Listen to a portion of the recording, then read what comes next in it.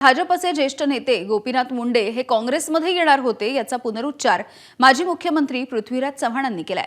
मात्र मुंडेंनी मंत्रिपदाची अट ठेवली होती। मंत्रिपद न दिल्यास नागपूरचे दोघं मला निवडून येऊ देणार नाहीत असा दावा देखील मुंडेंनी केल्याचा खळबळजनक वक्तव्य चव्हाणांनी केलंय।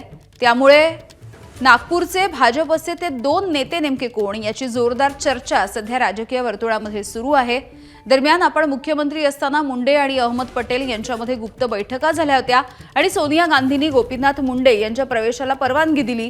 मात्र तत्कालीन पंतप्रधान मनमोहन सिंग यांनी विरोधी पक्षामधल्या खासदाराला आपल्याकडे घेऊन मंत्री करणार नाही अशी भूमिका घेतल्यामुळे त्यांचा प्रवेश त्यावेळेला झालेला नव्हता असाही दावा पृथ्वीराज चव्हाण यांनी केलाय। त्यामुळे भाजपमधून नेमक्या काय प्रतिक्रिया उमटतात या सगळ्या प्रकरणावरती हे बघणं महत्त्वाचं आहे।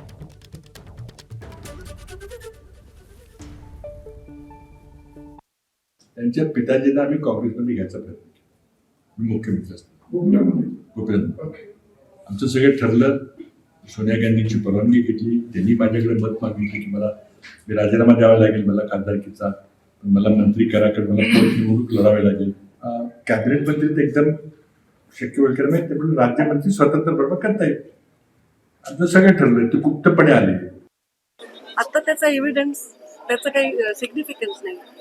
मुंडे साहेब आता हयात नाहीये ना, त्यामुळे आता त्यांच्याविषयी काही आता वक्तव्य आम्ही करणं जे तिथे उपस्थित नाही ते उचित नाही आणि त्याचं आता औचित्य नाही।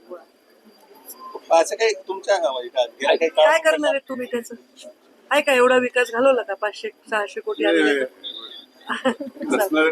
नसणाऱ्या माणसाचं वक्तव्य आज काढताय।